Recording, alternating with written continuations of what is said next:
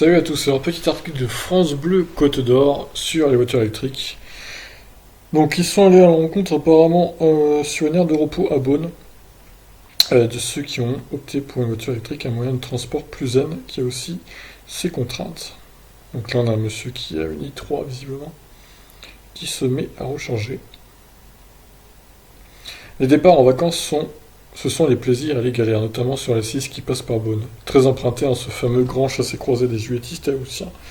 La journée de samedi était classée noire dans le sens des départs, rouge dans le sens des retours, dans les régions Auvergne-Rhône-Alpes et l'axe méditerranéen, orange partout ailleurs. Justement, sur l'aire de Beaune-Tailly, il n'y a qu'une seule borne de recharge pour les voitures électriques. Les longs trajets de ces automobilistes sont semés d'embûches. Alors, recharger toutes les 2 heures pendant 1 heure. Après, encore une fois, ça dépend de la voiture, hein. C'est pas pour toutes les voitures pareil, quoi. Les pauses, on leur rappelle, c'est toutes les 2 heures pour manger, se reposer, faire le plein ou alors recharger sa voiture. Un moyen de locomotion qui a ses avantages et ses inconvénients, car quand on fait ce choix, l'autonomie dure rarement plus de 120 minutes.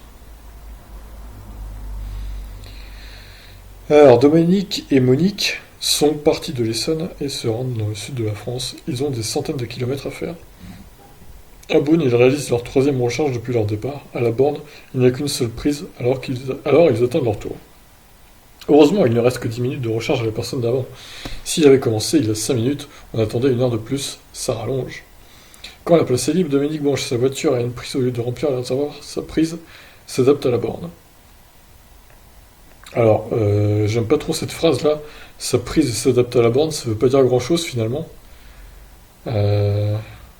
Ça veut rien dire en fait. Parce que ça dépend de la borne que c'est, il faut le bon câble quand même. Si c'est une borne en T3 et que t'as pas de câble T3, bah tu peux pas recharger quoi. Après si c'est une borne où le câble est déjà attaché, effectivement, il n'y a pas de souci à avoir. Mais là, bon, je sais pas, on voit pas la borne que c'est, hein, je sais pas trop. Bref, continuons. Tout à l'heure on a mangé, là on a les livres, d'accord. C'est sûr que ce n'est pas l'idéal sur les longs trajets en autoroute. En ville, au contraire, la voiture se recharge seule au moment de décélérer. Ce n'est pas le cas quand on roule à 110 km/h. Désolé pour le tracteur qui vient de passer. Alors, en ville, la voiture se recharge seule au moment de décélérer, oui. Elle récupère de l'énergie. Alors, parler de se recharger seule, encore une fois, c'est pas très précis, quoi. Je joue peut-être un peu sur les mots, mais bon, soyons précis quand même, quoi. Parce que tout le monde va croire que sinon, il suffit de lever le pied et la voiture aura repris 20% de batterie. Non, c'est pas ça du tout, quoi. Ça reprend quelques centaines de mètres, on va dire. 1 heure d'attente, il faut trouver de quoi s'occuper. Ça, les pauses toutes les 2 heures, on les fait, on arrive un peu énervé parce qu'on boit du café. Sourit Dominique. Monique rajoute, tout à l'heure on a mangé, là on a des livres. On ne craint pas les radars, car on ne roule pas au-dessus de 110, sinon on consomme trop.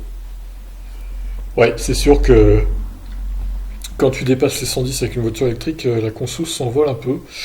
Hormis les modèles S ou modèles X qui elles consomment toujours à peu près la même chose, que ce soit 110 ou 130.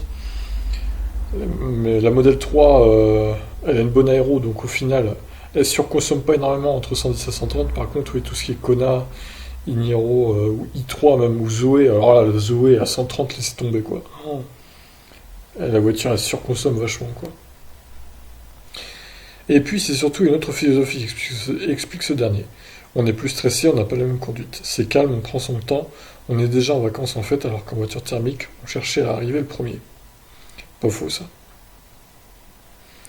Alors, une recharge coûte environ 7 euros en ville, 12 euros sur autoroute. Le coût final est environ le même qu'un plein de carburant. Alors encore une fois, non, ça c'est faux, c'est du bullshit complet. Et c'est basé sur quoi pour dire ça là? Une recharge coûte environ 7 euros en ville.